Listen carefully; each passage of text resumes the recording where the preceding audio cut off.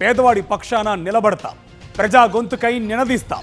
Voice of voiceless, తెలుగువారి మనస్సాక్షి సాక్షి TV.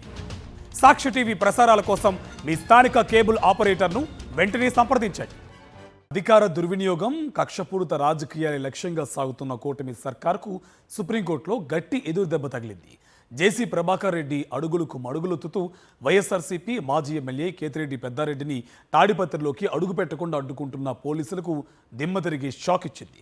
తాడిపత్రిలోని తన ఇంటికి వచ్చేందుకు కేతిరెడ్డి పెద్దారెడ్డికి గ్రీన్ సిగ్నల్ ఇచ్చింది.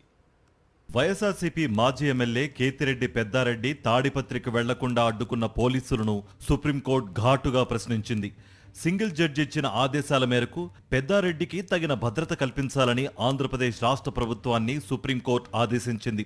పెద్దారెడ్డి తాడిపత్రిలోని తన ఇంటికి వచ్చి ఉండేందుకు వీలుగా తగిన భద్రతా ఏర్పాట్లు చేయాలని పోలీసులను ఆదేశిస్తూ హైకోర్టు ఇచ్చిన ఉత్తర్వులను నిలిపివేస్తూ అత్యున్నత ధర్మాసనం తీర్పునిచ్చింది. మధ్యంతర ఉత్తర్వులను సుప్రీంకోర్టు తాత్కాలికంగా పక్కన పెట్టింది.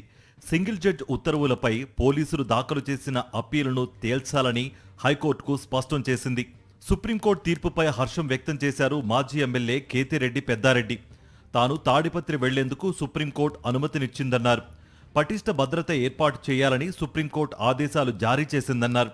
సుప్రీంకోర్టులో న్యాయం గెలిచిందన్నారు.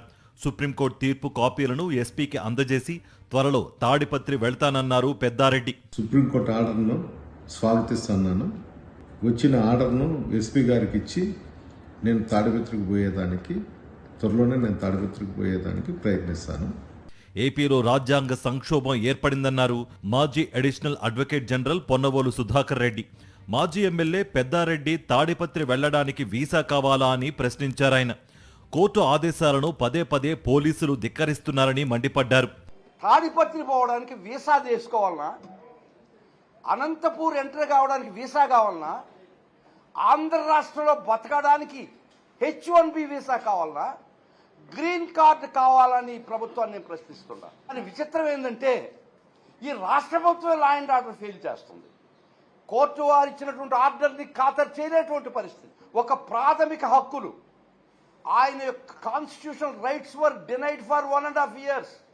సుప్రీంకోర్టు తీర్పుతో కూటమి సర్కారుకు గట్టి ఎదురుదెబ్బ తగిలినట్లయింది. పాలనను పక్కనబెట్టి ఎంతసేపు రాజకీయ కక్ష సాధింపులకు పాల్పడుతున్న చంద్రబాబుకు సుప్రీంకోర్టు షాక్తో బుద్ధి మార్చుకుంటారో లేదో వేచి చూడాలి.